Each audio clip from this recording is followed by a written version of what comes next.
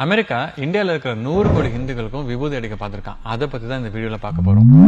India அமெரிக்கால இருந்து வர்ற நான்வெஜ் பால் வேண்டான்னு சொல்லிட்டாங்க. என்னது நான்வெஜ் பாலா?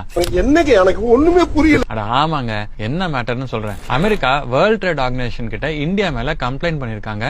எங்க ஊர்ல இருந்து இந்தியாவுக்கு நாங்க பால் எக்ஸ்போர்ட் பண்ண தேவையில்லாம அவங்க தடை பண்றாங்க அப்படின்னு. நாமளே மற்ற நாடுகளுக்கு பாலும் பால் பொருட்களும் எக்ஸ்போர்ட் பண்றோம். இவங்களை எதுக்கு நம்ம தடை பண்ண போறோம்னு விசாரிச்சாதான் விஷயம் என்னன்னு புரிஞ்சது. அமெரிக்காக்காரங்க அவங்க ஊர் மாடுகளுக்கு எக்ஸ்ட்ரா புரோட்டீன் குடுக்கறோன்ற பேர்ல மாட்டு தீவனத்துல பல விஷயங்கள் கலக்குறாங்க. அதுல மற்ற ஆடு, மாடு, குதிரை, பன்றி போன்ற விலங்குகளோட fat, bone meal, blood waste எல்லாம் அந்த மாட்டு தீவனத்துல கலந்து கொடுக்கறாங்க. அது அந்த மாடுகளோட பால்ல கொழுப்பு சத்துல வெளியே வருது. இததான் இந்தியா நான்வெஜ் பால்னு சொல்லி இது வேண்டான்னு சொல்லிருக்காங்க.